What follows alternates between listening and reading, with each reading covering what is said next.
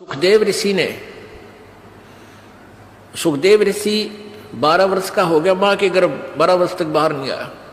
अब ब्रह्मा विष्णु महेश दोनों आए, और तीनों आए, ब्रह्मा विष्णु महेश तीनों ने आकर कहा कि व्यास की पत्नी आपके गर्भ में एक बालक है, उसको हम 2 बात करना चाहते हैं।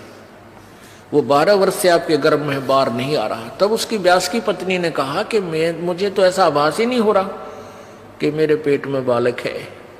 तब व्यास उसने शंकर भगवान ने कहा कि मैं उस दिन आया था, ये उसी दिन के बाद कुछ दिन के उपरांत इसने तेरे पेट में शरीर धारण कर लिया है।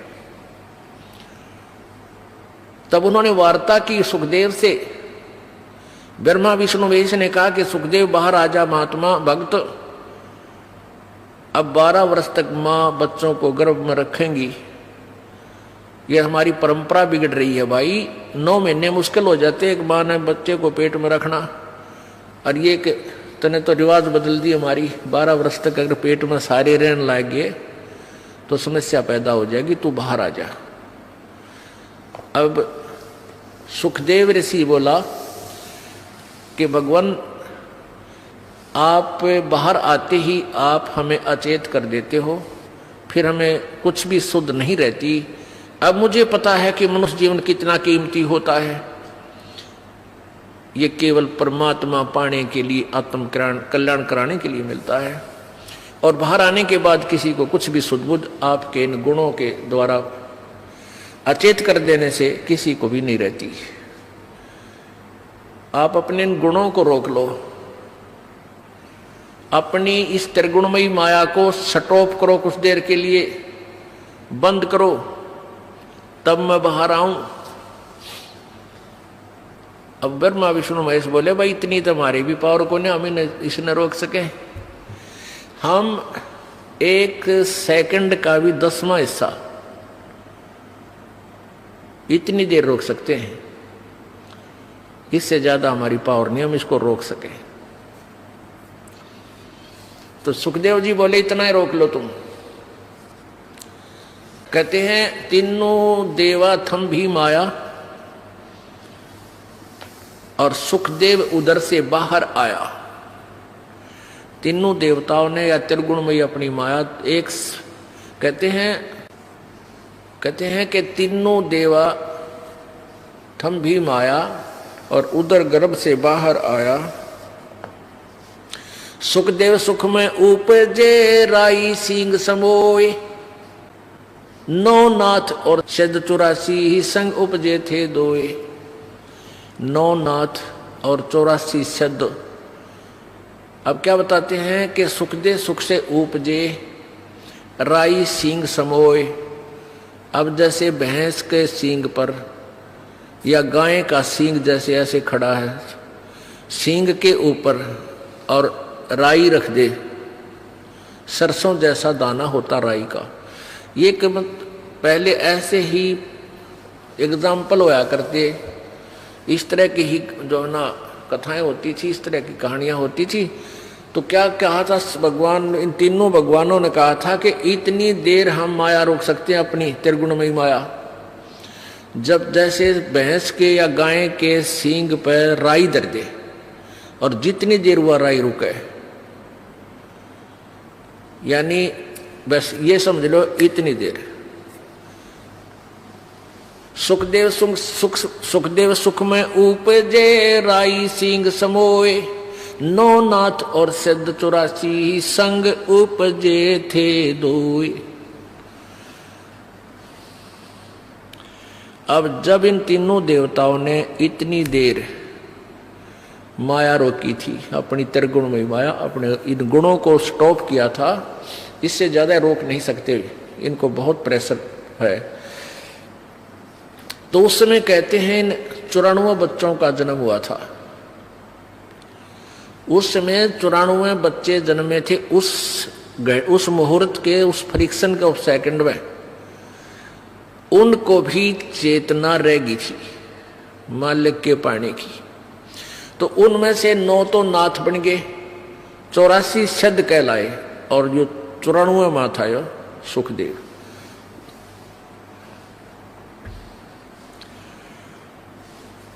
तो सुखदेव जी बाहर आए उठकर अपनी कमर पर अपनी और नालियों की नो टांग के गेर के कंधे पर स्पीड खींच दी, चल पड़े। अब पुत्र के बारे में, पुत्र का मोह और पुत्र प्राप्ति बड़े सौभाग्य से मानी जाती है, जैसा कि इन लोक वेद वाले ने सबके घर ये इंजेक्शन ला रखा है और सभी पुत्र की इंतजार करते थे। तो 12 वर्ष बाट देखी, मतलब 12 वर्ष के बाद पुत्र आने वाला है। इस खुशी में व्यास जी फूला नहीं समावे, मेरा बेटा होगा, मेरा बेटा होगा। बेटा होया और बेटा उठ कर चल पड़ा। तो व्यास ने कहा, अरे पुत्र, ए पुत्र, अरे एक बार सकलता दिखा दे निकम्मे, तू चाल पड़ा। तेरे लिए मैं 12 कितने दिनों से भटक रहा था, मैं मेरा पुत्र नहीं हुआ, क्या कोई बालक नहीं हो रहा था। तब पीछे से ही कहता है वो सुखदेव, एक लेवा एक देवा दूतम, कोई किसे का पिता नहीं पूतम, ऋण संबंध जुड़ा एक ठाठा, अंश में सब 12 बाटा। व्यास जी, सुखदेव जी कहने लगे, ऋषि जी, कोई किसी का बेटा ना और कोई किसी का बाप ना जाने कितनी बार तू मेरा बेटा बन लिया, ना जाने कितनी बार मैं तेरा बाप बन लिया, और ना जाने मैं कितनी बार तेरा बेटा बन लिया, तू मेरा बाप बन लिया। ये तो इसका पीछा छुटवाना पड़ेगा और मैं ना देखूं तेरे का, ना मुझे भी तेरे में मोह हो गया तो फिर क्या करूंगा। इसलिए ऐसे ही निकल गया, आकाश में उड़ गया थोड़ी दूर जाके। क्यों? व्यास पीछे पीछे चल रहा था, बेटा आजा बेटा, एक बार। अब उसने आकाश में उड़ गया। आगे जाके फिर अपनी आपा और नाल काट के पत्ते पुत्ते बांध के, पहले तो बालक थे 10-12 वर्ष के, वही डांटे जाया करते ने। तो उसने फिर अपनी साधना शुरू की। उस साधना से पिछले जन्म की बैटरी चार्ज से स्वर्ग में पहुंच जाता था सुखदेव ऋषि। यह स्वर्ग किसे कहते हैं? स्वर्ग एक रेस्टोरेंट होता है और वहां पर साहूकार, सेठ व्यक्ति, पैसे वाले, धनी ही जा सकते हैं, ना रेस्टोरेंट में गरीब व्यक्ति क्या नहीं जा सकता। जिस पर पूंजी को ना, जिसके पास पैसे हैं वो धनी है, वो किसी भी जाति वर्ग का है, यानी यहाँ किसी वर्ग से नहीं, धनी से मतलब है। तो जैसे यहाँ राम नाम के यानी सिद्धि भक्ति पुनों के जो धनी हैं वो स्वर्ग जाते हैं और स्वर्ग के अंदर अपने पुनों को अक्षीण करके फिर वापस आ जाते हैं। स्वर्ग एक रेस्टोरेंट समझ लो, एक होटल समझो। जैसे गर्मियों के दिनों में यहाँ हरियाणा, राजस्थान, उत्तर प्रदेश, पंजाब, मध्य प्रदेश आदि क्षेत्रों में भयंकर गर्मी पड़ती है मई और जून में। और जिसके पास कुछ पैसे हैं, एक्स्ट्रा सेठ है, धनी है, वो 2 महीने कुल्लू और मनाली हिली स्टेशन यानी पहाड़ी क्षेत्र में चले जाते हैं। वहाँ रेस्टोरेंट यानी होटल में कमरा किराए पर लेते हैं और वहीं खाना खाते हैं और 2 महीने 10-20 हज़ार रुपये जो वो लेके जाते हैं, उन 10-20 हज़ार रुपये को वहाँ खर्च करके और फिर वापस अपने कर्म क्षेत्र में आ जाते हैं जहाँ उनकी दुकान, बिजनेस, व्यापार है। और वहाँ 20 हज़ार रुपये अपने खा खर्चाए बर्बाद कराए। अब फिर नए सिरे से फिर माया जोड़ो, 20-30 हज़ार रुपये बच जावे तो फिर कुल्लू मनाली अगले वर्ष फिर गर्मियों में चले जाओ और फिर जेब कटवा के फिर वापस आ जाओ। तो कहने का भाव ये है कि ये स्वर्ग जो है ये एक रेस्टोरेंट है और वहाँ यहाँ के पुण्यकर्मी प्राणी ही यहाँ इकट्ठी की हुई माया, धन, पुण्य, उनके आधार से स्वर्ग जाते हैं। तो ये स्वर्ग पर जैसे प्रत्येक शहरों में रेस्टोरेंट होते हैं, होटल होते हैं, तो एक तो कॉमन स्वर्ग है जिसका राजा इंद्र है और प्रत्येक भगवान, जैसे भगवान ब्रह्मा, भगवान विष्णु, भगवान शिव जी की अलग से राजधानियां हैं, वहां पर भी एक स्वर्ग है। वो इस कॉमन स्वर्ग से भी अच्छा रेस्टोरेंट वहां अलग से है। सब जगह ऐसा उन्होंने अलग से अपना जो इनके जैसे विष्णु जी के उपासक हैं वो विष्णु लोक में चले जाते हैं, वहाँ उनका रेस्टोरेंट बना रखा है, खाओ खर्चो मौज, यहाँ करो मौज। और फिर ऐसे विष्णु के उपासक विष्णु लोक में चले जाते हैं उनकी राजधानी में, तो वहाँ भी रेस्टोरेंट यानी स्वर्ग है। जो ब्रह्मा जी के उपासक ब्रह्मा के लोक में, देवी के उपासक देवी के उस रेस्टोरेंट में स्वर्ग में चले जाते हैं, देवी धाम पर बने हुए रेस्टोरेंट यानी स्वर्ग में। तो ये सुखदेव ऋषि स्वर्ग में जाता था, सहशरीर चला जाता था, और वहां के व्यक्ति, वहां के जितने भी देव पुरुष थे वो उनकी बड़ा सत्कार करते थे, आदर करते थे कि भी बड़ा सिद्धि वाला व्यक्ति है, ऐसे इसे कलयुग में ना ऐसे समय में और उड़कर आ जाता है। एक दिन वो विष्णु जी के लोक में चला गया। कौन? सुखदेव। उसकी पिछले पनों की बैटरी चार्ज थी, पिछले पनों से उसके शरीर में वो सिद्धि शक्ति थी। एक सिद्धि आकाश से उड़ जाई, एक सिद्धि जल पैर न लाई, एक सिद्धि कुछ खावन पीवे, एक सिद्धि जो बहुजुग जीवे। इस तरह ये 24 सिद्धियां हैं। उनमें से एक आकाश में उड़ जाने वाली सिद्धि सुखदेव को प्राप्त हुई और हल्दी की गांठ से पंसारी बन गया, महर्षि सिद्ध बन गया। अब वो विष्णु लोक में पहुंच गया, जो कारण अला अला वो वहां पहुंच गया। अब जो ही विष्णु लोक में वो पहुंचा तो वहां स्वर्ग में पहुंचा, उस रेस्टोरेंट यानी रेस्ट हाउस में, वो वीआईपी रेस्ट हाउस। वहां जाकर उसने पहरेदारों से, नौकरों से, पार्षदों से कहा कि मैं पृथ्वी लोक से आया हूं, सुखदेव ऋषि मेरा नाम है और मैं स्वर्ग में जाना चाहता हूं। अब उनने वहां जो गेट कीपर थे, सेवादार थे, पहरेदार, पौलिया बोलते हैं, यानी जो डोडी में जो बैठे रहते हैं, उनसे जाकर कहा तो वो कहने लगे जी ठीक है, और ऋषि जी आपके गुरुजी कौन है? अब वहां जाकर पता चला इनको, जैसे अगर मान ले को डुप्लीकेट गुरुजी भी होगा किसी का, उसको वापस भेज दिया जाएगा, और गुरु नहीं है तो भी।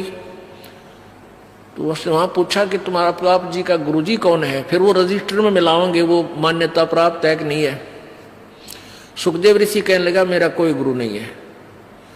पार्षद बोले ऋषि जी फिर आपको अंदर जाना अलाउड नहीं है। अब सुखदेव ऋषि कहने लगा क्यों भाई, ऐसी कौन सी बात है, गुरु जी बनाना क्या आवश्यक है, जब मैं बगैर गुरु बनाए ही यहाँ आ गया हूँ, गुरु बनाए हुए भी यहाँ आते हैं। तो बोले जी हमने तो इस बात का पता नहीं क्यों आवश्यक है क्यों नहीं, पर आदेश भगवान विष्णु जी का है कि जिसका गुरु नहीं है वो स्वर्ग में प्रवेश नहीं कर सकता, इस रेस्ट हाउस में नहीं जा सकता।